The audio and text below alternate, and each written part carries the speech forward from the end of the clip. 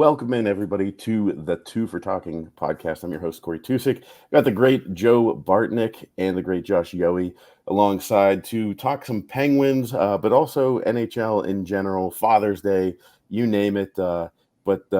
Speaking of Father's Day, guys, do you have a good one? We'll get into it a little bit more, but did you get to relax a little bit and kick back? Yeah, I was with my children, which was great, and my one son has pneumonia, so we actually were extremely relaxed. But we did take time to watch Cocaine Bear together because that's the kind of father I am. And but no, I hope he starts feeling better. But yes, it was certainly nice to spend some time. Josh, you're such a great dad because those are the type of movies you watch with your dad that you remember forever. The back to school was the greatest thing ever. Oh yeah. Yeah. I had a fantastic day. I had a rough Saturday getting to a gig, the trials and tribulations of stand-up comedy on the road, literally on the road, broken down. But AAA tow truck drivers are heroes. I've met two in the last month that have actually recognized me, which is hilarious. But all ends well, and I got to go to the Rose Bowl pool with my daughter. I swam way too much. I'm going to be sore for like 3 weeks. My pool I swim at every day. It's like, it's kind of deep. It's deep, half is deep, and then the other half is like 3 feet. The Rose Bowl is like the deep end the whole time. So once you leave the edge, that's it. You're swimming. You're in survival mode. Yeah. So I did like 30 laps, which is about 10 more than usual, and I'm going to be sore. And then my wife got me some nice shirts. My daughter got me a great T-shirt that says, "I'm not yelling, I'm Italian," which suits me 1,000%. That is me. And then I had a fun show at the Improv. I closed out the Improv's Father's Day show, so that was a good times. Awesome. Well, speaking of good times, Edmonton was certainly having a good time on Saturday night. I thought it felt like they were kind of out for, they were left for dead. I mean, Chris Knobloch, didn't really sound too confident. Wasn't inspiring a ton of confidence after Game 3 to me. In his post game comments, kind of looked like he was just like a sad puppy waiting to lose. And then the Oilers come out and explode 8-1. Good Lord, McDavid finally got his first goal. Congratulations, Connor. But Leon and Hyman are still waiting to score. I don't know what to make of it, guys. I wanted to leave that up to you because to me it could be. I see a lot of Edmonton people. Oh, here it comes. We win Game 5. It's all over. But I remember 2012 whenever we blew out the Flyers 10-1 or something like that, and then won Game 5 and thought, here we go. And then we had the infamous Claude Giroux taking over Sidney Crosby as the greatest player. That whole debacle. But I just don't see it.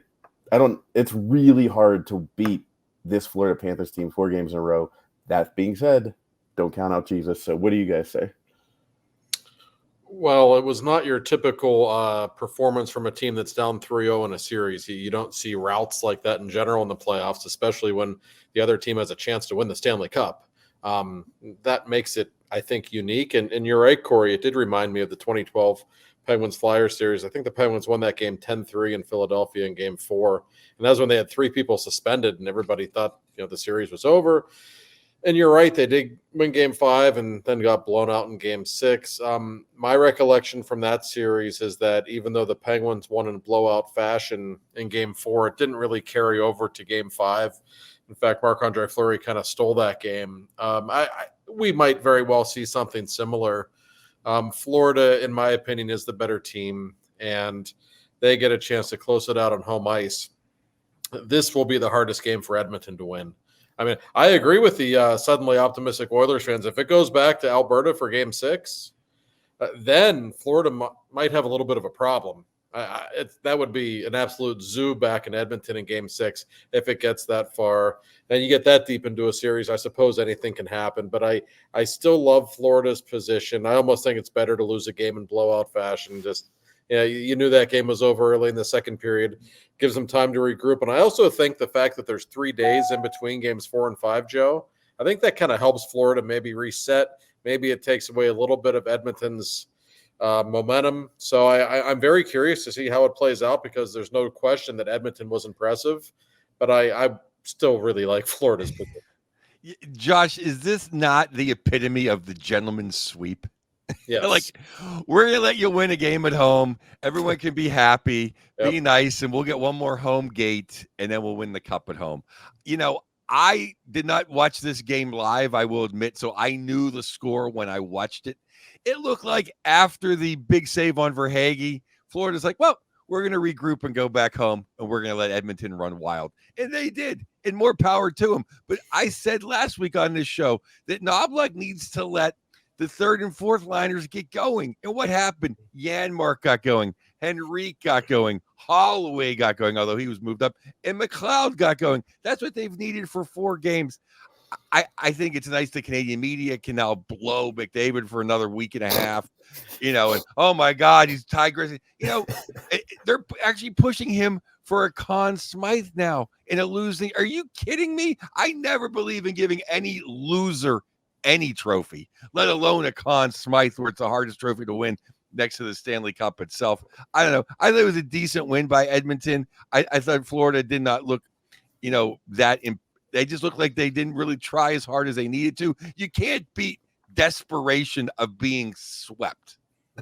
So now Florida has hey, we're not going back to Edmonton, and Bobo shrugged it off pretty easily. And, good on Edmonton, but there's a long way to go before I feel like anything other than Florida's going to have a parade in a Home Depot parking lot. No, I would agree with that. It's funny you talk about the Canadian media. Just so happens I was in Canada over the weekend, so I actually watched the Canadian feed. It was painful. You would have thought Edmonton was up 3-1. I mean, I get it. It's Canada. Edmonton plays in Canada, but it was a little overwhelming, I would say, that they weren't very subtle about who they were rooting for. So, yeah, it was a nice performance. Listen, McDavid was great. He played a sensational game, and if you want to look for any optimism for Edmonton, even though they're down 3-1. I mean, listen, you can certainly make a profound argument that the Oilers outplayed Florida in game 1. And, games 2 and games 3 weren't necessarily that lopsided. So it's not like Florida is dominating this series. I don't think they are. But I also just don't think Florida is the kind of team that's going to lose 4 games in a row. I just think they're too good for that. And Bobrovsky has been the single most important figure in this series. Had a bad game in game 4, just like his teammates. He wasn't sharp, but now he gets to regroup. He gets a couple of days off, and it's not like he's never had a bad playoff performance in his life. When he was younger, it was pretty common, and that's okay. I think he probably learned a lot from that over the years. I think he knows how to mentally regroup, and I think Florida will be fine. I really do. I think they probably win the Stanley Cup tomorrow night. I'd be surprised if they don't. I just think they are a great team. And backtracking a little bit, it's easy just to focus on game 4 and what Edmonton did. Florida was great in game 3. I mean, that was the game I thought Edmonton was going to win. That first game back at home, thought they'd come out flying.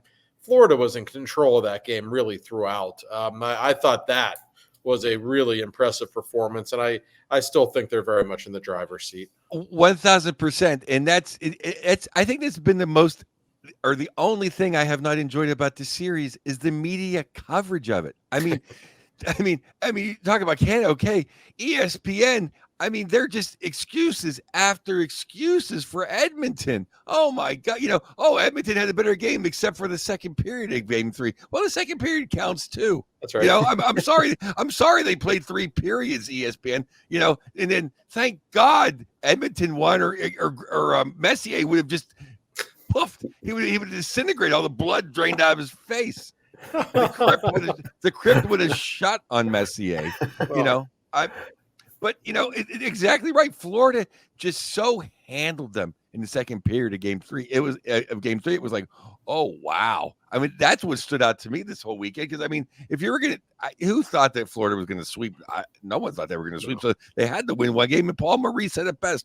We went up there to get a split, and we did. I definitely think losing 8-1 when Bobo's resting, relaxed with a baseball cap on is way better than losing 2-1 in a quadruple overtime game. That's right. Because I always think an overtime loss in the playoffs after the first overtime period is like losing 2 games. Oh, yeah. Yep. No, that's the kind of loss that really can have a trickle-down effect and create momentum. But one like this, you kind of forget about, and now it's going to be 3 days old when Game 5 starts. It's almost like a new series is starting. And I think Florida is a really mentally tough team. They just aren't the type to get rattled. I don't think it's going to happen. And you're right, ESPN as well. I thought in Game 1 that I don't recall hearing Connor McDavid's name. All I heard was the best player in the world, the best player in the world. And now listen, we've talked over the years about the NHL and its broadcast partners absolutely stinking when it comes to really showcasing stars. So I get it. And I'm okay with, McDavid being discussed ad nauseum because he is a special player. But I just don't think we're talking enough about the Florida Panthers and what a special team they are and how many superstars they have. Chief among them, Sasha Barkov, who's been unbelievable in this. Just watch him every time he's on the ice. Like this guy is such of a star. Yeah, I've been blown away. And until Game 4 had better offensive numbers Yeah. than Jesus, as well as shutting him down. When it's him and Jesus, it's a draw. When it's him and everybody else, he just takes the puck. I said last week, like he's a sixth grader against the third graders. He's really incredible. I'll tell you the other thing that happened in Game 4, which I don't think Edmonton really wanted to do. They woke up Matthew Tkachuk. Matthew Tkachuk was going to just, win his Stanley Cup and move along. But they pissed him off, and they have no one that can handle him on that team, or nobody that's going to want to. No, I don't mean in fisticuffs, drop the gloves. I just mean he can take his natural aggression up to 11, and no one other than Corey Perry, who would be sitting on the bench screaming at him, is going to do anything about it. No, you're right. Tkachuk's been kind of quiet on the That's ice. what I in this mean. series. He hasn't looked himself, but I think he plays better when he plays angry. That's what I'm saying. Yeah, and you saw him start to wake up. And you're right, he doesn't really fight much, but he's such a physical presence. He's got a little bit of Bobby Clark in him. Like he likes to initiate it. Just watch him after scrums. His mouth never stops running. He's got the mouthpiece hanging out, and he's running his mouth simultaneously. And he's saying something funny. Like he's clearly a gifted trash talker. He hasn't really made his mark in this series yet. I suspect that he will. And looking at Edmonton, listen, McDavid was great in Game 4. He was. And I think Draisaitl's playing hurts, and I think it shows. He has not been himself.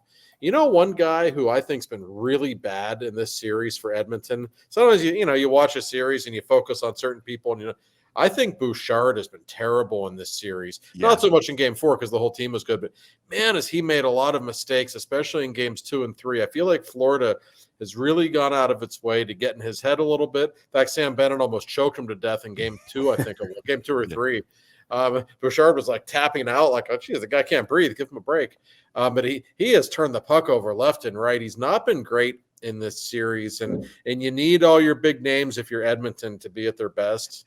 And really, they haven't been. If you look at Draisaitl, Hyman, Bouchard, Florida has done a really, really good job of taking away the big guns, except for McDavid's performance in Game 4.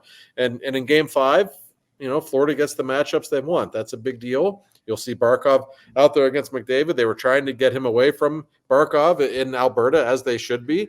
But Florida gets the matchups they want. This will be the hardest game in the series for Edmonton to win. I really believe that. That's an excellent point. Maurice gets last change again. Your point about Bouchard is 1,000% correct. I mean, he was all of a sudden jumping into the, Cale Makar atmosphere. You know what I mean? Because he was looking not Cale Makar level, but one step below, like a Quinn Hughes level. He was looking amazing. It all kind of fell apart for him. Yeah. But, and let's face it, their power play didn't score until they got a 5-on-3, which I do think was not good to kind of wake up that. You don't want to give that power play confidence. That is the one thing that Edmonton can take away from that game is we got our power play going, even though it was a 5-on-3, which was another, like, really? You're going to call a 5-on-3 power play? I know, and they got a little lucky, did Edmonton, when Darnell Nurse's penalty was changed from 5 minutes to 2 minutes. That could have been a major. You could have made the argument. He didn't go out of his way to remove the knee from making contact. That's for sure. Who knows? Maybe Edmonton wins that game in a rout regardless. Right. But that was, I thought at the time, a really big moment in the hockey game for the Oilers. And we should give a little shout out to the Edmonton penalty killing. It's funny, when you think of the Oilers, you think offense and you think of their power play. Their PK has been incredible, really, all postseason. Florida's power play hasn't been particularly good. It doesn't look dangerous right now. So, it's the same thing we said before the series, guys. If you're Florida, you just don't want any whistles. Just keep playing 5-on-5. Right. And if you keep playing 5-on-5, the odds are you're going to win. The more special teams become a factor, the more that certainly aids the Edmonton Oilers. Edmonton was at its very best in Game 4. And when that team is at its best, good luck. I mean, they're hard to keep up with when they get going. That's the way it is. But I still think Florida is in a great position here in Game 5. It feels like the series has been going on for about 3 weeks now with all the extra days in between games. But it's, it should be, even though that's not exactly hockey country, you get a chance to see your team win the Stanley Cup in the home building. The atmosphere should be off the charts. Yes, it's hard to think that Skinner is going to put together 3 more great games. No, that's what the Canadian media was reading. They said, "Oh, look, we have Skinner's rounding into form." I don't know about that. No, do you want him to round into form? He's been good this spring, but I think we agreed before the series, if there was one very clear edge, it was in goal, and it was for Florida, and that's been evident. Okay, not in Game 4, Bobrovsky had a bad game, but in the first 3 games, especially Game 1. I mean, he played out of his mind, and he's got the experience. And the longer the series goes, the more pressure mounts on Skinner as well. Don't forget about that. So is there some pressure on Florida to put it away at home in Game 5? Sure there is, because if they don't, then we really do have a series, and they know that. But I'd still much rather be in the Florida Panthers position right now. And Edmonton might play well in Game 5. They're not going to play as well as they did in Game 4. That's very difficult to duplicate that kind of a performance. Yeah, and I just like Florida having last change. I think when they can get Barkov and they can get Ekblad and they can get Forsling out against Jesus, that's just huge. And let's face it, in Game 4, the opening power play, Florida hit 2 pipes. Yep. And then Janmark went down and they went shorthanded. They're up 1-0. Who knows how tight the butts clench? Oh yeah, but I give Edmonton all the credit in the world, because they could have won away like dogs because hey, they're down 3-0, so they rose up, But I just don't see. I just think Florida, once it came like 4-1, 5-1, I just saw they just said they packed. I thought they packed it in after I said Verhaeghe's save. The save on Verhaeghe seemed like it took the life out of him a little bit. The Oilers were just destined to win that game, and I think Florida realized that about midway through the second period. That's just the way it goes sometimes. So I'm curious to see how it goes. One thing to keep an eye on, Edmonton is at its very best when they are playing on the rush, and we saw a ton of goals on the rush in Game 4. The first 3 games of the series, I thought Florida did a really great job of thwarting Edmonton's ability to score in transition. And listen, I think the world of Connor McDavid. He is the best player in the game. We know that. But one thing in this series, when he hasn't been able to score on the rush, when he has to create down low, kind of in basketball terms in the half-court offense, I'm not saying he's played poorly, but that's not the strength of his game. And Florida did such a good job of not giving up odd man rushes, of making him work down low, and they've controlled him pretty well in that regard. So I think that's something to keep in mind when you watch them play. You can't give up odd man rushes against Edmonton. Everybody knows this. That can be easier said than done, but you can't do it. I still remember Mike Sullivan before the Penguins played there back in March saying we can't allow odd man rushes, and Edmonton literally had a 2-on-1 10 seconds into the game, which that's another story for another day. But you can't. You have to play it safe against them, and eventually a team like Florida will wear you down. So they're still in good position, but I think because of the way Edmonton won, it probably has everybody's attention a little more now than it would have otherwise. I agree with you 1,000%. Once again, this should just be called 2 for agreeing. This podcast was that that was the first time they did have so many odd man rushes because it's the first time that the Panthers really got caught pinching. I mean, Ekblad got caught a few times. Forsling got caught a couple of times. Yep. Ekman Larson got caught a couple of times because they were behind 3-1, 4-1. They were pressing up because Edmonton has had nothing in the half court offense because Florida is great at just taking away that slot. Mm-hmm. The other thing that I thought was very impressive about Florida was, hey, we know the names Bennett, Kachuk, even Mikala. There's some guys out there. They didn't run around and they didn't get stupid in the third period. They didn't risk any. Very easily could have. Yeah. I mean, hey, they're losing 8-1. I mean, that's just hockey. And they didn't do that. It was like they were almost like, okay, we're going to take our pound of flesh in the first period of game 5 when it matters. That's right. No, you're right. That I was thinking to myself in the third period, if you're Florida, don't do anything stupid and get suspended. Because, they've got some guys that don't mind, crossing some boundaries. Right. But no, they kind of kept it together. And that's, for so many reasons, I think they handled themselves well in that game in preparation for game 5. And I give Paul Maurice credit for a lot of that. I think this guy has been a great coach for a long time. And it's very clear that he just has a relationship with the players on that team that is special. They're listening to him right now.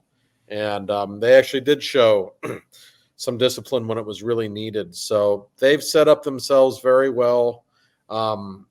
Just don't fall behind in the first period if you're Florida, because Edmonton, even though you don't think of Edmonton as the kind of team that protects leads well because they're not that great defensively, they actually don't give up leads because they're like a horse in a horse race. You let them get ahead of you, you're just not going to catch them because the more the game opens up, the better they are. So if Florida gets off to a good start, I love their chances because they are the kind of team in close games. They're just going to grind you, keep grinding you down until you're just out of gas. And I could certainly see that happening on Tuesday night. The Panthers are the only team whenever the other team pulls the goalie, you don't feel as threatening. You don't feel threatened. Yeah. That's how much of a shutdown team they're like, oh, it's 6-on-5. Oh, okay. You're still not going to score. Whereas every other team, when the goalie's pulls, it seems like there's a 50-50 chance. Especially with Edmonton. Right. Right. Exactly. The other thing about Florida about catching up, their power play is stunk, which you've talked about. So it's not like, okay, we're down 2-0, we get a power play goal, and then we can tie it up in the third. It's like, no, they don't want to rely on coming back with their power play. Like they need to just keep it even keeled. But that's what they're the best at. They're the best at going into a third period tied 1-1. Perfect for them. No, you're right. Florida, the way they defend in regards to how big their defensemen are and just how well coached they are and how mobile they are. They remind me of Vegas from last year a little bit. Like you're not going to get that many looks. You're not going to be able to push them around.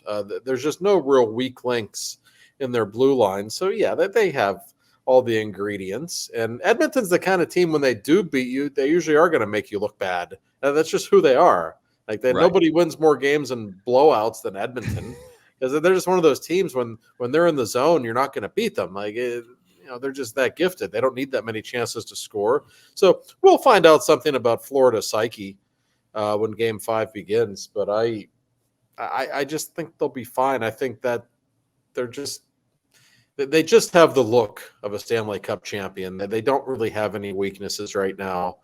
And I wouldn't be surprised if they play their best game of the series. And if they do, the odds are very much in their favor. Yeah. What do you guys think about the power play for Edmonton actually scoring? If you told me ahead of time that they would break through, I'd have thought, maybe they did get something started. But it was kind of a, scrappy little goal. It wasn't Draisaitl, getting into his own. And Mark Madden was one of the first to point this out about how they're just taking away Draisaitl, and I still don't see him getting loose. And that to me is what Edmonton would need in order to actually get back in this series. Well, it was a 5-on-3, which, hey, it's a 5-on-3, so it's gonna be a little easier. But Josh has seen as much as anybody. Sometimes that's what like the Penguins needed. Like we're 0 for, well, maybe not last year because we didn't score anything on him. Yeah.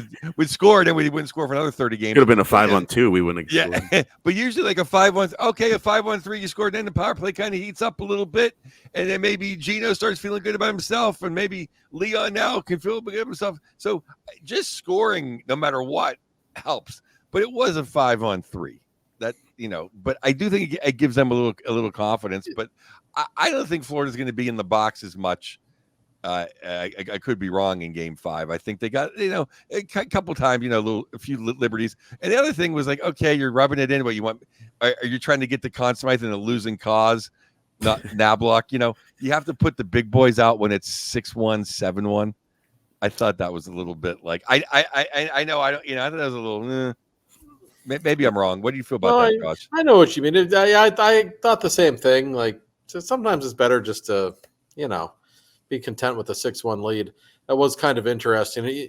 As for Edmonton's power play, I don't think it's looked bad in this series. I just think Bobrovsky's been at his very best. I mean, the power play never looks bad. They just couldn't score for a while. So, yeah, maybe that unit does have some more confidence, but I don't think it was lacking for confidence. And one thing that will work in Florida's favor, how officials are.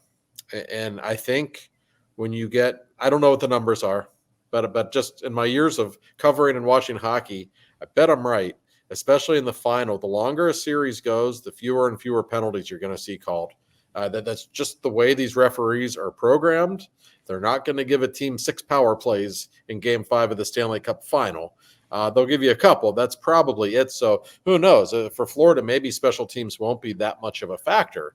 And if it is a 5-on-5 battle, I think it's pretty clear who has the edge. Well, that's a great point, Josh. But also the power plays, like you said, like even though Edmonton hasn't scored, their power play has still looked good. It just hasn't scored. The Panther power play has looked like the Penguins power play. Yes. Like they're not like they're refusing to shoot. They're giving up open looks. They're passing the wrong guy. It doesn't look threatening at all. Yeah. Exactly. Yeah.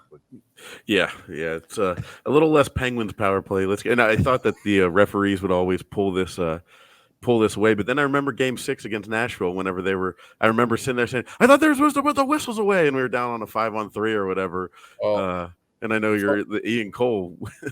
Yeah, I think I've told that story. Yeah, people remember Nashville had a goal taken away that should have counted in that game. They would have had a 1-0 lead. I think it was in the second period. And a number of the Penguins told me when that goal was taken away, the ref with the inadvertent whistle, they knew they weren't going to get a call the rest of the game because that's the way these guys are wired. Oh, screwed that team, so I'm going to screw the other team the rest of the game. So I think Nashville finished with 5 power plays in that game. The Penguins had 0, including the 5-on-3 in the third period when Matt Cullen had like the shift of his life. Oh, my God. Yeah, I mean, you know how these guys work going into these games. But I'd be very surprised if either team gets more than 2 or 3 power plays in Game 5 because I just find the longer series goes on. And also, teams are going to be more disciplined and play more close to the vest, but they're just not going to call a lot of penalties. That's just the way it always goes. They're going to call a couple too many men on the ice calls, though. This is a record-setting too many men on the ice penalties for this playoffs. Yeah, it's been kind of odd, yeah. Yeah, and they like to get nobody loves the limelight more than a linesman dropping the puck or calling it too many men's. Like in the playoffs, they're just like they know the spotlight's on them. That is one thing. I think the corpse of Colin Campbell, I think he threw down the law like about a year ago saying, hey, just drop the puck. Remember like 2 years ago, it took an hour to line people up on a face-off? Oh, yeah. Well, if you ever want to amuse yourself, watch. It's on YouTube. You can watch the final seconds of the Penguins and Red Wings Game 7 in 2009. There was maybe 10 or 15 seconds left. The faceoff was outside the blue line, and Jordan Stahl won the faceoff twice, and it was blown dead after both. And you can hear Stahl scream at the linesman. I won't repeat what he said, but it was clear as day on the NBC broadcast. So yeah, I guess we had to have like 3 false faceoffs in a row. It's been better, but the less we're talking about linesmen, the better. I think that's a pretty good rule of thumb. Absolutely. Yeah, absolutely. Well, that'll do it for the first segment of Two for Talking. I mean, we'll see here. We could be, because Game 5 is Tuesday, so then it wouldn't be till like Friday. I mean, next Sunday, I think, would be the Game 7. So Monday. it could be, It'd be Monday or Monday. Yeah, so we might be talking next week about a Game 7. But in the second segment, we'll talk a little bit about the Penguins. We've got David Quinn coming in, and then also some cup anniversaries, as the Penguins were posting about. We had 3 of them over the course of 2 days. So we'll talk about some favorite moments from that, and when we come back from for segment number 2. Welcome into the second segment of 2 for Talking. And before we get into the Penguin news, one quote that I've always potentially misattributed to Ronnie Francis, but with the amount of hours I spent in the Igloo and hearing stories from people that had been there since the team was conceived, I heard one time they said that Ronnie Francis said, if you don't score on a 5-on-3, and I was thinking about when we were talking about 5-on-3s last segment, if you don't score on a 5-on-3, you should get off the ice and sell your equipment. I don't know if he really said that, but I've always loved that quote. Do you either of you know if that's actually something he said? I'm almost 90% sure he said that. Okay. I know that's not a great. I'm bad with math, but I will say this about Ronnie Francis: he always scored on the 5-on-3 because he was the smartest hockey player ever. And I'll tell you another thing: when the Penguins, when you don't score on the 5-on-3, I think the chances of you losing that game are about 80%. I think it's probably been about 2 Penguin games my whole life that I saw that they blew a 5-on-3 and still went back and won the game. It's funny, in the Crosby era, I know the power play has been terrible the last year or two. And for the most part, the Penguins have had a really great power play for most of the Crosby era. It's never been very good on the 5-on-3, however. I don't know why. One of my theories is it's almost too unselfish. And, watch when Washington has a 5-on-3. Ovechkin is salivating. He's not going to pass, and that's a good thing sometimes. You got to have guys who are just hungry to score goals. For whatever the reason, I always go back to Game 4 against the Red Wings in 2008. The Penguins had a very long 5-on-3, couldn't score. That basically cost them the series when you look back at it. So, but back in the day with 66 and 68 and Ronnie Francis, you didn't give them a 5-on-3. I don't know what their percentages were. Way better than 50-50 if they had a 5-on-3 for 45 seconds or longer. They didn't need much time. Yeah. No, I'm glad to hear that I wasn't misattributing that to Ronnie Francis the whole time. But and nobody loves 2 of the Mount Rushmore, Gino and Sidney, more than me. But there's still like another level when you think those guys are out there, like, oh, like look how dominant they look, and Sid standing around, Gino standing there, and they put it in. It's like nothing like when the big guy in 68 were out there. You knew the puck was going. I mean, there was never a doubt. Do you remember the one time, I think in 93, when Gary Thorne was announcing the game and he was like, look at them. They just don't even move. Like, it was just. No, it's funny. I won't say who told me this because I don't want to get him in trouble, but there was a guy who played with the Penguins in the early 90s, and he said, listen, I'm not being critical of Sid. He's one of the 5 best players ever. The single biggest difference, though, between Sid and Mario was just Mario on the power play. He said Sid turns the puck over a couple of times every game. He forces stuff. Mario never turned the puck over on the power play. Mario literally always made the right play. And it's true. You go back and watch when he had the man advantage. Like, it was just all so natural to him. And as great as Crosby and Malkin and Letang are, I don't know that the power play's ever been natural, especially for Sid.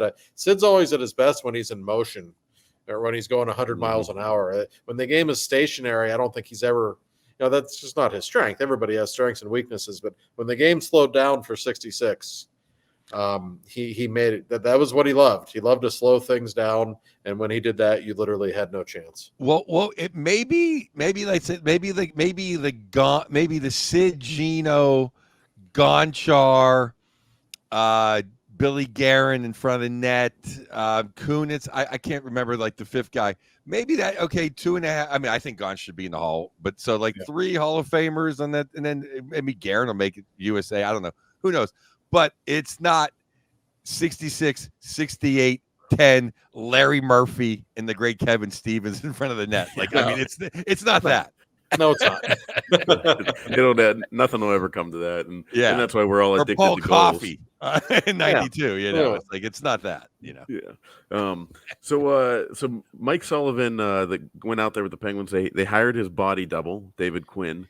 And if you guys don't know that story, they told it on the broadcast before. But whenever David Quinn was at the Rangers, Sullivan and him played at Boston together in college, and he actually would use one of them would use the other one's ID to get into a couple establishments because they look so much alike. They sound a lot alike. So outside of having a body double, what does David Quinn bring to the Penguins that the average fan might not know? Because I know he's a good coach. So I'm curious as to what you guys see. And I know Erik Karlsson did pretty well under him. I think it brings a lot to the table. I love this hiring because it gives somebody for Sullivan to talk to that he completely respects and that he and who has seen the Penguins from the other side. He coached the Rangers, right in this era, like not like 10 years ago. So he knows the Penguins scouting against them inside and out, and Sullivan will listen to him because the other guys, they're his assistants, and Sullivan's got 2 cups and he's, going to the Hall of Fame. This guy is a friend and a confidant and a guy that will have Sullivan's ear, and he knows the Penguins inside out from both angles, and he's going to have the players' respect, which is huge because the other guys, they're assistant guys. They know Quinn's a head coach, and heaven forbid he could be their next coach. So, I don't know. I think it's a great hire.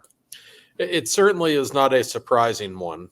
I think the second Todd Reirden was canned, but we all assumed Quinn was the favorite in the clubhouse to be on the Penguins coaching staff. He has the experience. He hasn't had an enormous amount of success as a head coach, but still the head coach of the Rangers playoff team and head coach of San Jose, where there was literally no talent there. So I don't know that anybody holds that against him. He's, coached Team USA in the Olympics, just a wealth of experience. And here's how close Mike Sullivan is with David Quinn. And of course, the story about the IDs is probably all you need to know. But I can tell you last year, you will recall Erik Karlsson was traded on a Sunday to the Penguins, first Sunday in August. The day before, Mike Sullivan's daughter, Kylie, married Charlie McAvoy. At that wedding, David Quinn was in attendance. And during the reception, Quinn and Sullivan actually had a long chat about Erik Karlsson because they both knew that trade was about to go down.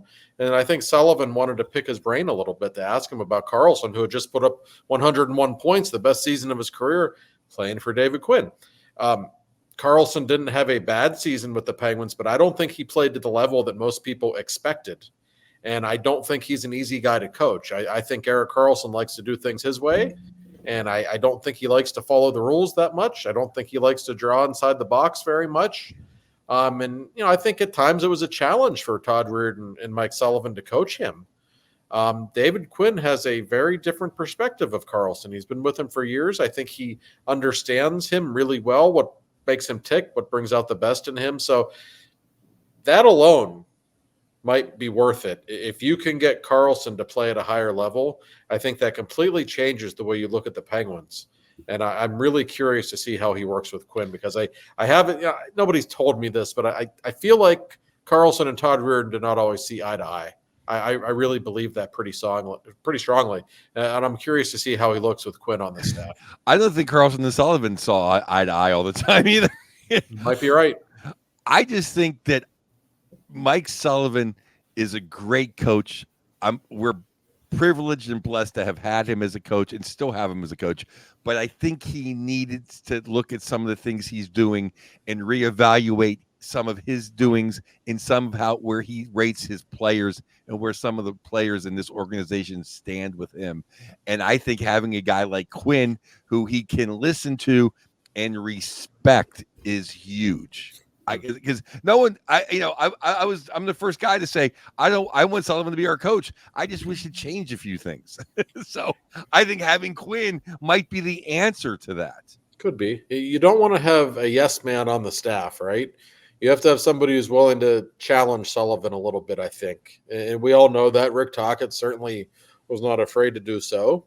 So I think from that standpoint, it's a good thing. One thing that's interesting to me, Joe, when you read the press release that the Penguins put out about this hire, they said that Quinn's going to coach the team's defenseman, which makes sense because that's what Reardon did.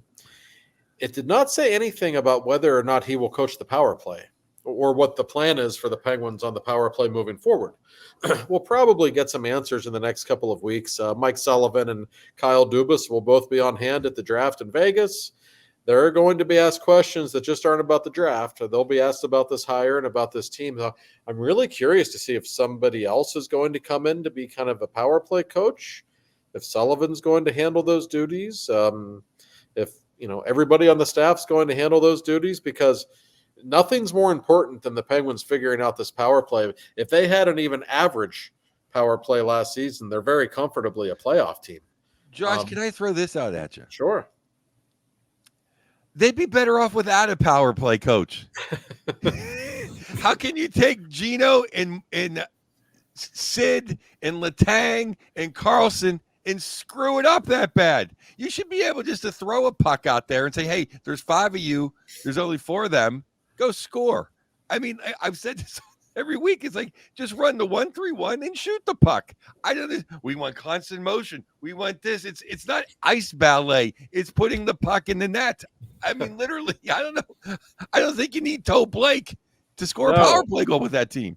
I would hope not. And it's amazing when you watch the good power plays in the playoffs, it literally looks like they're playing a different sport than what we saw in the Penguins power play. Watch these especially Edmonton. Yeah, I know Edmonton's a rare power play, maybe the best ever.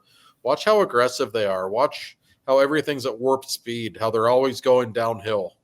Whereas the Penguins are always in a very passive position. They're always moving backwards just to receive passes. They're never moving forward. They're never collapsing toward the net. It frankly was painful to watch last season. And I'm just really interested to see how the coaches do end up handling the power play. I like your theory, Joe, and I think you're right. It would be better with no coach as opposed to what we saw the last couple of years, but we know they won't do that. Right. What will they do? That nobody really knows yet. And I'm quite interested to see what changes are made. Well, like other than let's look at the Edmonton power play. The little bit that I know, they kind of are in a box. Leon is in the corner setting up his 3-point shot in the corner like Larry Bird, and Jesus skates around. Right. That's kind of what they do. Why doesn't we just pick Carlson to skate around like Jesus does? He kind of can. Put Gino where he thinks he can get his one-timer off nowadays, and everybody else posts up. That's still better than what they're doing. I mean, if you're going to have a plan, that might work. Because they just seem to be against running a 1-3-1. So, I don't know, but I just think like that's all the Edmonton power play is Jesus skates around until we see something. Well, no, and that's my favorite thing to watch on their power play is when they're going through the neutral zone. All they do is throw McDavid the drop pass. He's so fast. He's an automatic one-man entry into the zone. That's half of the magic of their power play. They're always going to be set up immediately because he's impossible to defend one-on-one, and he just always makes the right decision when he's entering the zone. It's unbelievable. I don't know how you stop that. So it's hard to compare their power play with anyone else's, but the Penguins' power play, we know they are far too complex for their own good at times. We know they try to score beautiful goals all the time when that doesn't work. We know they don't have enough big people in front of the net. So there are a lot of very clear problems that need addressed. And I'll tell you what, I can tell you this from covering the team as long as I have.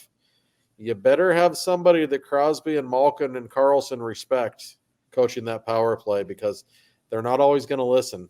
They listen to Rick Tocchet. They don't always listen to people coaching that power play over the years. I'm telling you, it's been an issue. You better have a strong personality.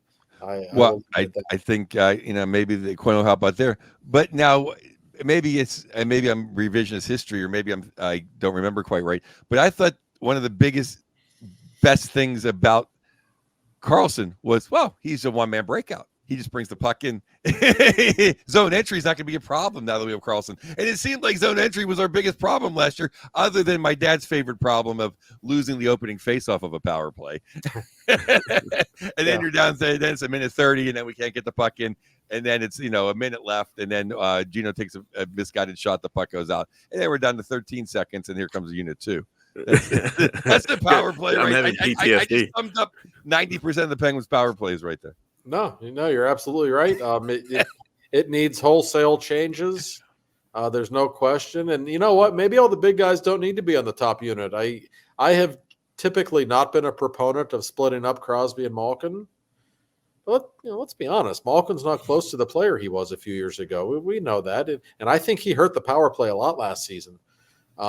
So who knows? And we don't really know how to address this power play until we know what the roster is. I was going to say, who knows who's coming? Right. And we'll have a much better feel in 3 weeks of what they're going to be able to do on the power play based on the personnel that they will have. But it's when I review last season, you can pick away at the bottom 6 depth and Ryan Graves and Tristan Jarry and all the problems that they had. But the power play completely sabotaged that entire season for the Penguins, and we all know it, and it badly needs fixed. I know, and it seems like an eternity. Now we get these 3 days off between games in the Stanley Cup. It's like it's an eternity since the Penguins have played, and I've been waiting to start the off season, and we just can't even start it. I can't wait to see who's going to be in the power play next year, or at least the chance of the power play next year. I know. I can't wait for the draft to roll around just to see all the stuff that could potentially come out. I'm like, it's outside of the draft picks. It could be Tristan Jarry gets traded. It could be then right into free agency. This is my Christmas. I'm just waiting. I got excited just seeing Hockeyville is going to be like they announced the date for hockey. Are you going? I guess you're going to go to Ottawa, right, Josh? Well, I wish it were in Ottawa. It's actually in the middle of nowhere in northern Ontario, but I'll probably be there one way or the other. Well, way up north is the Casa Roma Casino. It's about 2 hours north of Toronto. Great casino, incredible nachos, great steam room. Wow, have you ever done a show there? I feel yes, like I've done it twice. There it is. Yeah, fun. Well, hopefully. So, I mean, I did the same thing as you, Josh. I mean, I looked at everything, and there's no mention of Quinn in the power play. But I would have to think, even if there's use a math term, a transitive property of, bringing it over, like worst case scenario, if you have like the fruity candy next to the chocolate candy and the taste kind of goes through the wrapper. Like if you just have Quinn with that little flavor of San Jose Sharks offense and it maybe rubs off on Erik Karlsson, I'd be thrilled. Let me say this about the power play. I say it all the time. I'm going to say it again. Eddie Johnston's 89 years old. I don't care.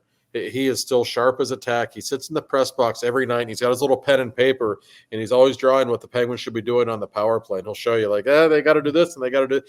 And you talk to him for 30 seconds, and it makes complete sense. You realize he's one of the best power play coaches ever. And he's literally still on the payroll in some capacity. He's sitting there. I don't know why nobody will listen to him or just sit down with him for an hour and pick his brain a little bit. Honest to God, they should. They really should. He has all kinds of ideas for the power play that would really help.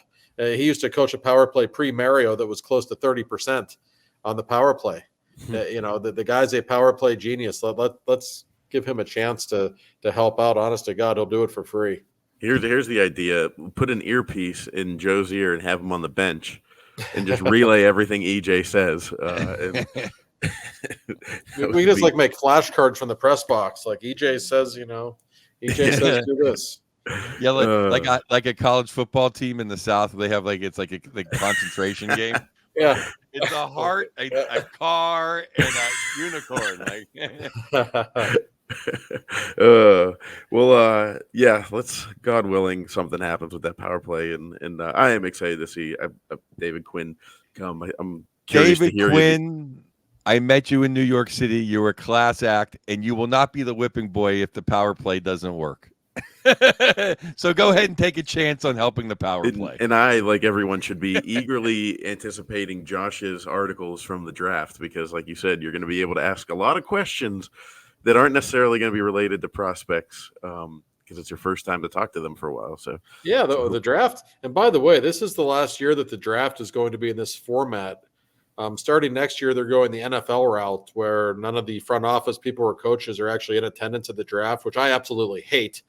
From my standpoint, reporters, we love the draft because the agents are there, the general managers are there, the coaches are there, the scouts are there. So the whole hockey world converges in the same spot, and you can really get some good information. So there will be plenty of information coming out in the next week or so about free agent targets for the Penguins, who might be on the trade block. We already kind of have an inkling about some things, but for those of you that like off-season news in the hockey world, and I know that's most of you, buckle up. The next 3 weeks are going to be great. That's why we're all here, Josh, to hear what you have to say. Yeah. And hey, I'll just tease this out there for those of you listening. We'll let you know ahead of time, but we will be recording an episode in Vegas during the draft. So if you're a Penguins fan that's going out to Vegas to check out the draft, we'll let you know where we'll be recording. Maybe you can come over and drop a question or two for Josh. It's going to be like 112 degrees, by the way. So let's do it indoors, preferably. Yes, I'm going to definitely do it out on there. Yeah.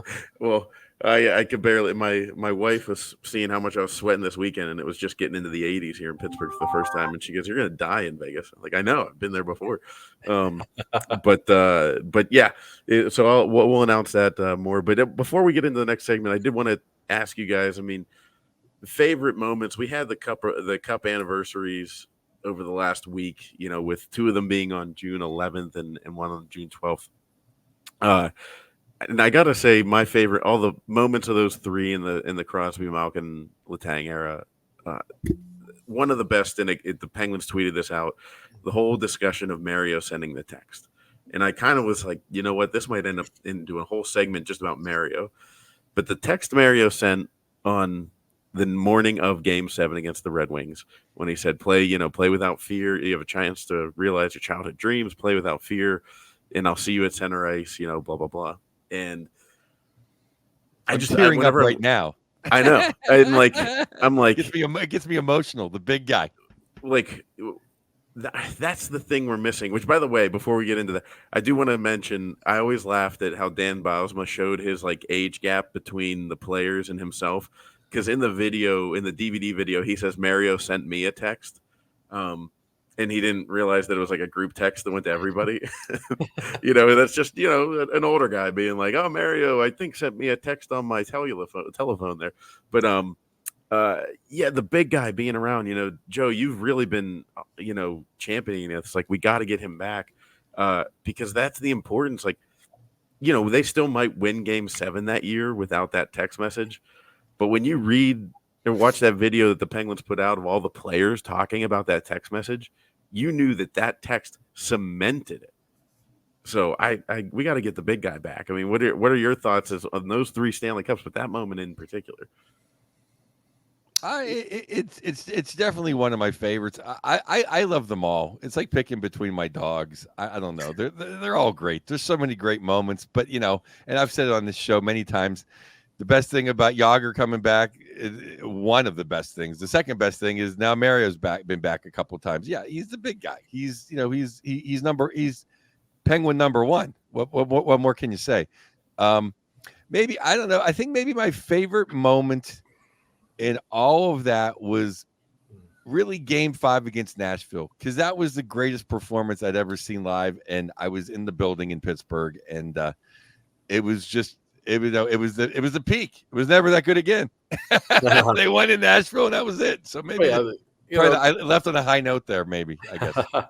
The memories from those three seasons. There are so many, and everybody has their own favorites. As for the Mario text, what made that so interesting to me is how out of character that was for him. And Mario is a quiet guy. He's not the type to give pep talks. It's just never been his style. You ask, Phil Bourque or Bob Airy, you ask him, what was Mario like in the locker room? And he was always just kind of quiet and kept to himself. That's just the way he was. Artie Stevens would say something, or Ron Francis would say something. They were more of your stereotypical captain types. Mario just quietly went about his business and scored goals. He's a very shy, very private guy. For him to send that text at that moment to all of those guys, That was uncharacteristic. That's one of the things that made that story so cool. So a great moment. It was a privilege for me to be in the building when those cups were claimed in the years we're discussing. I don't know which memories there are that I would necessarily highlight. I just wish they would have won one of them at home, because man, what a scene that would have been. I think a lot of Penguins fans are going to be envious of the Panthers if they put it away tomorrow night at home ice. Well, we talked about that, I think, last week, how I was in the building for Game 5 against San Jose, and they were Murray was a little scared. Yep, that's how many people were outside. They keep releasing more and more footage, but this week they released Yager released more stuff of him backstage before Yager night, and it shows like all the Penguins lined up, but then just on one side was just Ronnie and Mario and Yags, and you could just see the love between those guys. Like Ronnie was cracking up, and you can just see like Mario put his arm around Yags. It never gets old. Yeah. I could watch all that behind the scenes. I mean, with the whole Yager weekend, I could watch that nonstop. And I forget the Game 5 against the Predators. Forgive me if I've mentioned this before, but that game I'll never forget, because one of those situations where it was impossible to get tickets, and there was somebody that had 2 tickets that was going to be a game time decision. They were going to let me know at the last second whether or not they were going to go. So I'm texting my brother. I'm like, hey, you want to go to the game tonight if it comes through? He's like, absolutely. And we had an adult league softball, beer league softball game that night. And my nephew was the same age I was when the Penguins won in 91 and 92. He was the same age in 16 and 17. So it was really cool for me to watch him, just who's obsessed with hockey. And he was just falling in love with it. And everything in his life was about the Penguins. And we're sitting there that night, and the guy texts me, and I see my brother with my nephew out like on the field cleaning up after our game. And the guy says, tickets are yours. They're in your inbox. And I just had that moment. And it was like the first time, like my mom was like, oh, you grew up, Corey. Like I just sat there and I was like, hey, like Ryan, Jordan, do you guys want to go to the Stanley Cup tonight? And like my nephew just was like, what? And they were like, he was like, when are we going to go? And I was like, you have to leave right now to get there in time. And they got there. My brother said they got there they walked into the section right when Schultz scored. And it was just and then of course my nephew went to spend half the game in the kid zone, which they did away with. I don't know why, but I think they did that for the parents. Kid. I know. Yeah. Good seats wasted on the youth. Yeah. But my brother said they got to see 5 goals. It was a fantastic experience.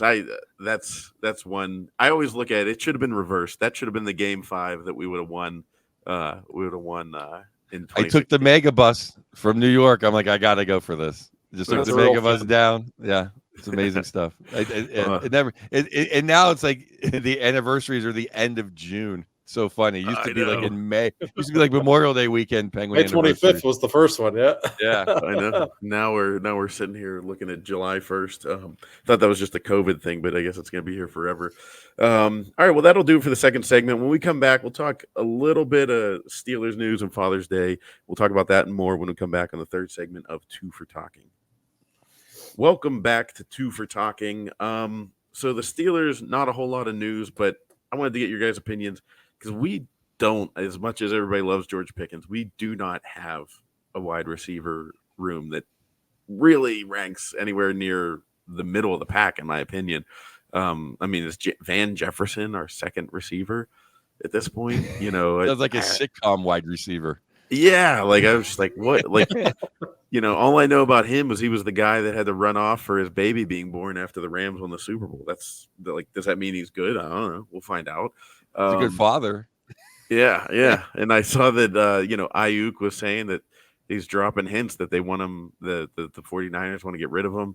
I don't know. There's no way they go to the first week of the season with this wide receiver room, right? I guess it's possible. But it's funny when you look at the Steelers roster, they're pretty good everywhere. They really are. And then you look at wide receiver, and there's just that glaring hole at wide receiver too. Maybe Pickens is a legitimate number one. He certainly has the talent to be that guy. And they've got plenty of depth. They got all kinds of number 4 receivers. They really do. They have like 4 of them. And that's great. But you need somebody else on the other side of the field. And that's certainly going to help the quarterback position. You don't just bring in Russell Wilson and say, hey, we don't really have any weapons for you. I mean, it just doesn't make sense. Steelers should run the ball well. The offensive line is really on the way up. I think we all agree on that. They just don't have many weapons. They have the cap space to bring in a big name. I don't know how much the Niners would want for Ayuk. His name's been out there forever. Deebo Samuel's name's been out there forever. I don't know how much of it is just fans kind of romanticizing about the idea of a big name coming to Pittsburgh, or if this is really something they've discussed. But I will say, if they can get one of those guys, they have the talent to be really good if Wilson has a good year. I don't think there's any question about that. So I'm curious to see what the con artist has in mind here before training camp starts. Yeah, I'm looking forward. I mean, this is really like there's like 1 or 2 or 3, if Jesus can pull miracles out, hockey games left, and then just waiting for camp. I mean, that's literally all we're going to be doing. Some summer programming, which is always fun.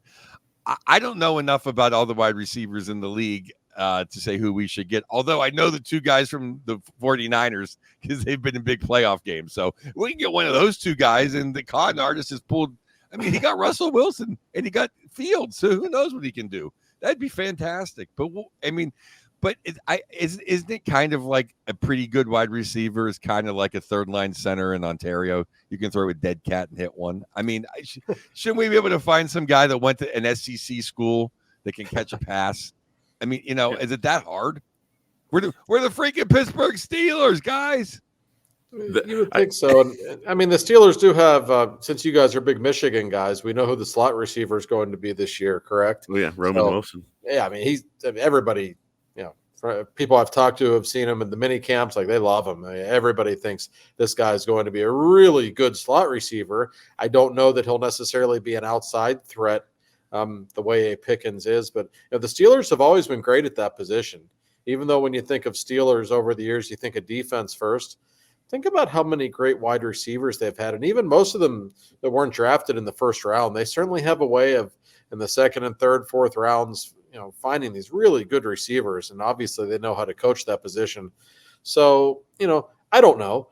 Maybe they don't need some big name, but I still think it is a weakness, and they could certainly use, somebody to take a little bit of the pressure off Pickens, because as good as he is, if he's going to be facing double teams all season, he's not going to put up the numbers everyone wants him to put up, and he might lose his mind at some point too. Let's be honest, George is a volatile young man.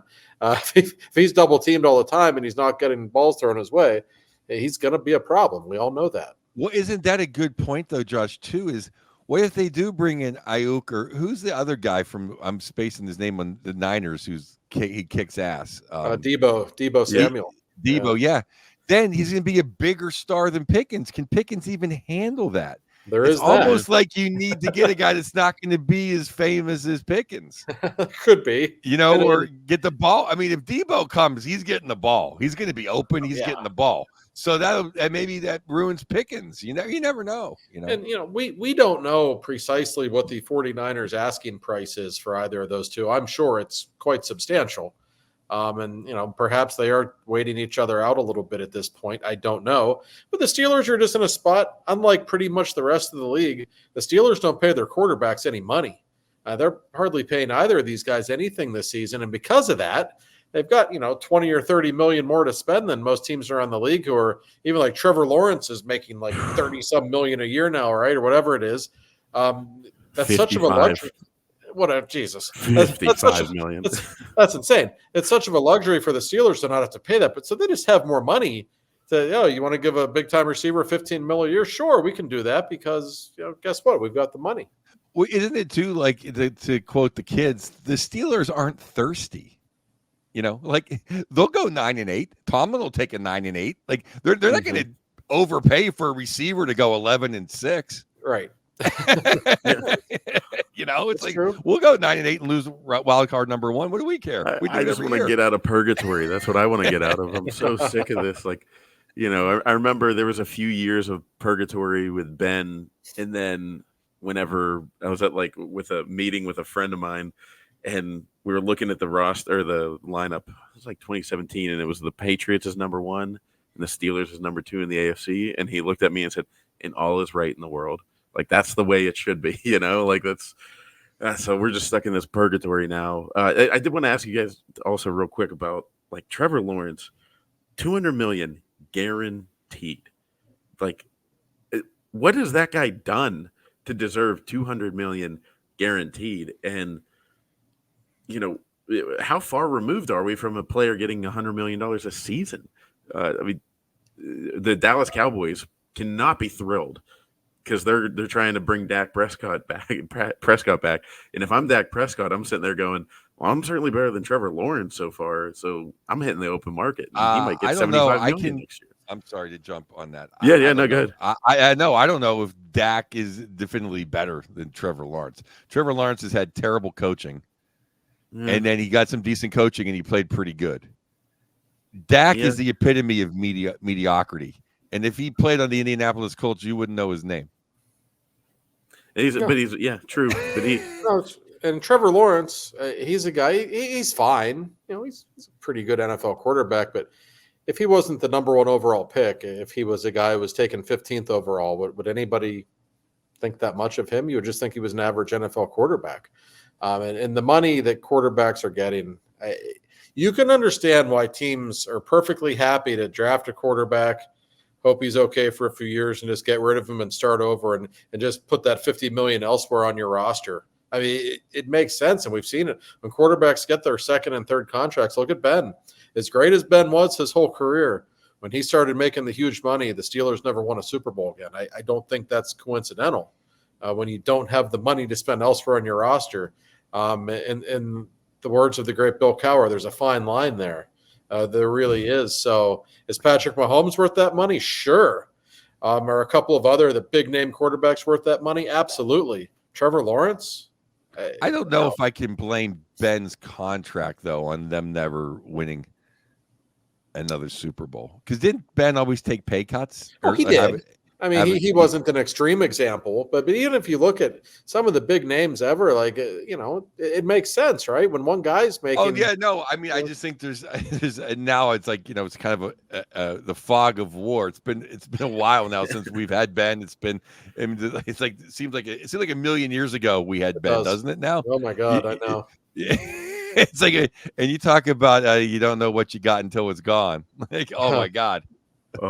And I always told people, like, when people were getting antsy with Ben in like the late, 2017, somewhere around there, 18, I said, look, I lived through Kent Graham. I lived through all those guys, like Mike Tomczak being the starter. And no disrespect to him, he was a great backup. But I was like, I don't want to go through that again. Like, you guys, you kids that grew up with Ben Roethlisberger only do not understand. He got so much crap the last couple years of not so much local media, but national media. He still got them the playoff games. He still had like 8 comebacks that year. He played amazing. It's almost like where we're at now because Ben never stunk. It's almost like if he would have stunk, then who knows if Tomlin's the coach, but we would have got some high draft picks at some point. But Ben, even with one arm, he couldn't move. He still couldn't go under 500. Well, that's how great he was. As his physical skills eroded in the end, you could just see that his mind was so sharp that he could win games with his brain, his understanding of defensive concepts and everything else. So, and if you look at his numbers his last couple of years, they were still pretty good. Yeah. Yes, he had declined, but compare those to Kenny Pickett's numbers or Mitch Trubisky. It's night and day. And everyone, Ben sucks. That's a Hall of Fame quarterback you're talking about, right? So even when he declines, he's still going to be better than most. And my God, have we learned that the hard way the last couple of years? His last year was great. I don't know how. I know you have to be behind to come from behind, but he came behind like 7-8 times. Oh, yes. That to get us in the playoffs against the Ravens, he had like half an arm at that point. That's right. Squeezing it in the window to Eli Rogers, and yes, and not to bury Kenny Pickett too much, but I did see this tweet out there. Some national writer put out ranking the 31 through 32 best backup quarterbacks. And the first thing, that popped to mind is Justin Fields is number 1. I'm like, oh, that's cool that we have the best backup, I guess. And then somebody shared it and said, Jesus Christ, our starting quarterback last year is the 23rd best backup on this list, according to the survey. Kenny Pickett is listed as the really 23rd. where he was? Yeah, he was listed as the 23rd best backup in the NFL. And I looked through the list. I'm like, very upset by that. yeah, I was like, that's that, it was really hard to argue with, like looking at the people that were ahead of him. Like, I wouldn't take that guy over. I'd take that guy over him any day. But, well, yeah. The last thing, just a quick, any Father's Day memories, whether it's with your father or you being a father with your kids, and happy Father's Day to all the fathers out there. And I'll start with my father. Watching the 97, I think it was the 97 Steelers play the Atlanta Falcons, maybe it was 98, on Monday Night Football, right after Payne Stewart had died in a car crash. And I don't know if you remember, but the Falcons coach and what was his name? And Bill Cowher. Jerry Glanville. No, it was the guy after Glanville. Payne Stewart died in an airplane crash, by the way. It was a plane crash, yeah. What did I say? You said a car crash. Close. Oh, yeah, plane crash. Yeah, whatever. Payne Stewart died in the plane crash.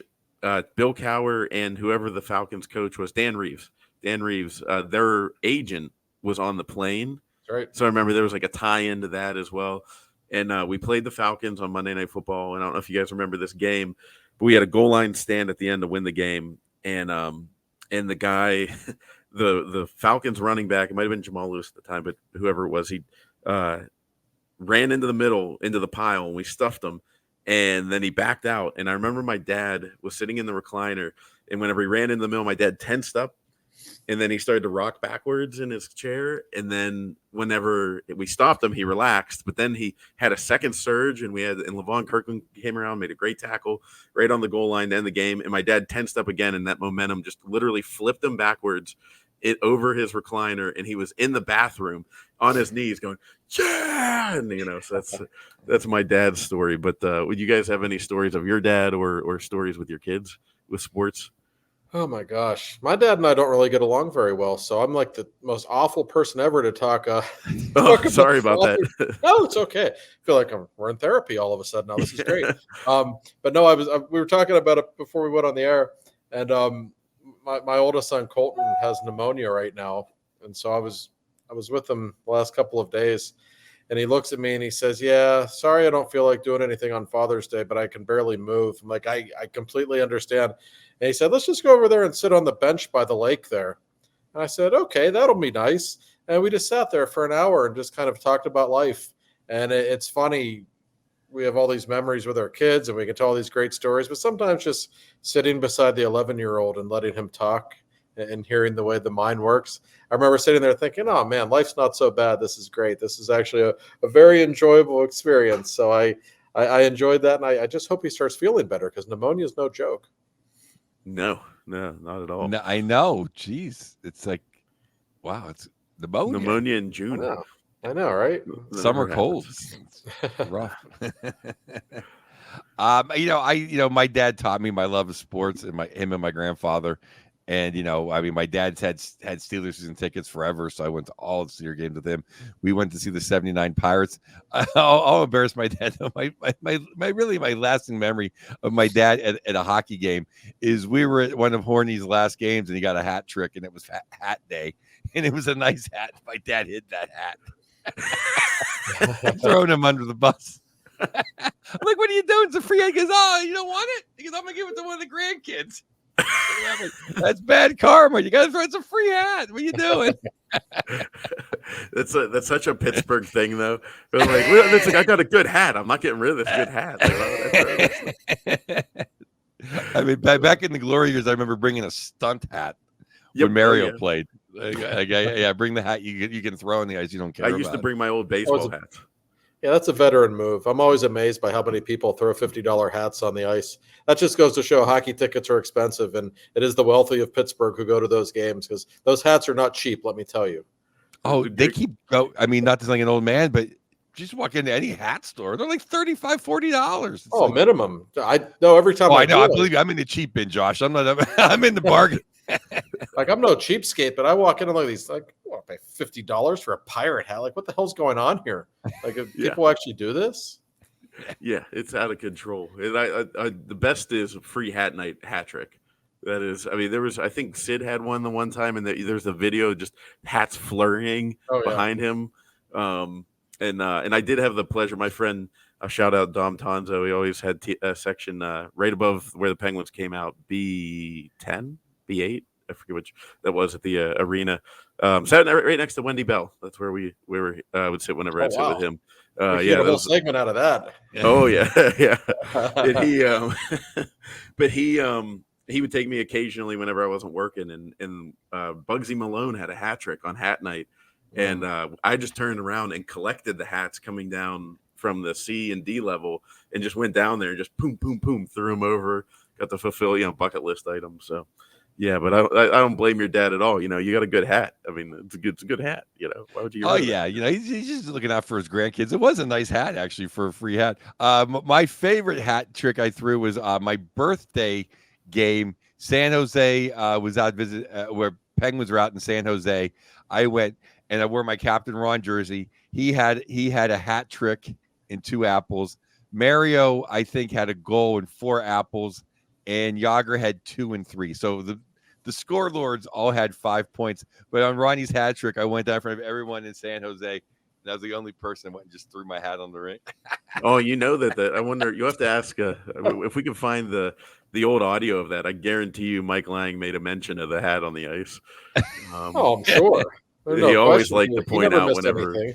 No, right. If there was a visiting Penguin fan throwing a hat on the ice, he always threw it out there. So. Yeah, and that was it was half Penguin fans because it was, and you talk about a moment you'll never forget. That was when Mario's back was on and off, so if he was going to play or not. Mm-hmm. And literally, everyone walked in the arena and everyone saw him out warming up, and it was almost one of his scheduled days off. But if you knew the big guy, he's not going to take off his 8 points against San Jose. No. So there was just like a roar. Everyone in the men's room freaking out, like Mario's playing. It was so great. I always tell people as a kid when I'd go to games, you never knew if he was going to play or not because of his back. So it was such of a relief when you'd see him take the ice because you only really were there to see him play. He would never miss a game against the Sharks. If you've ever looked up his points per game against that team, never ever would he miss that game. One of the best. If only the whole NHL was that way. And and one last dig at Connor McDavid, but people were whining and complaining. I got in this tweet thread where somebody said, I was like, unless McDavid averages 2 goals a game and 5 assists a game to match Mario's numbers in the career games, he'll never be the same. And they were Oiler fans just all over me. And we all remember Mario getting just hooked, dragged, carrying people. That great Quebec goal where he's just carrying the guy on his back the whole way down the ice. And then Connor McDavid, he gets one little stick between the legs that hits his stick on a breakaway, and everybody's like, "There's a penalty." I was like, Mario would have snapped that stick with his legs and had 2 guys draped on him, still scored the goal. So I think McDavid's great, and I think he handles himself very well. And I don't like to take, I take shots at the fans. I'm not taking shots at him. But literally arguably the only thing I regret that Mario ever did, well, other than hiring or being behind the Hextall hiring, which who knows what happened. Maybe Mario's on the golf course. Like, what happened? Is that when he came back the 3rd time, he let his goals per game go underneath, or points per game go underneath 2. Right. And that was something that he had over everybody forever. Yeah. And it's just kind of like, I wish that wouldn't happen. But what can you do? The big guy, Yeah. God has made a few mistakes. Yeah. We'll have to have a whole Mario episode this summer. But yeah, guys, that'll do it for. Isn't every episode a whole Mario episode? I mean, we always find ways to sneak it in. I know. That's why I joked and said if we ever interviewed him, it would just be silence. It would just be all of us sitting there staring at him. But yeah, no, that'll do it for 2 for Talking. You follow us on Twitter, email the show, the number 2 for Talking podcast @gmail.com, and enjoy the games, game or games. And then we'll talk to you guys next week.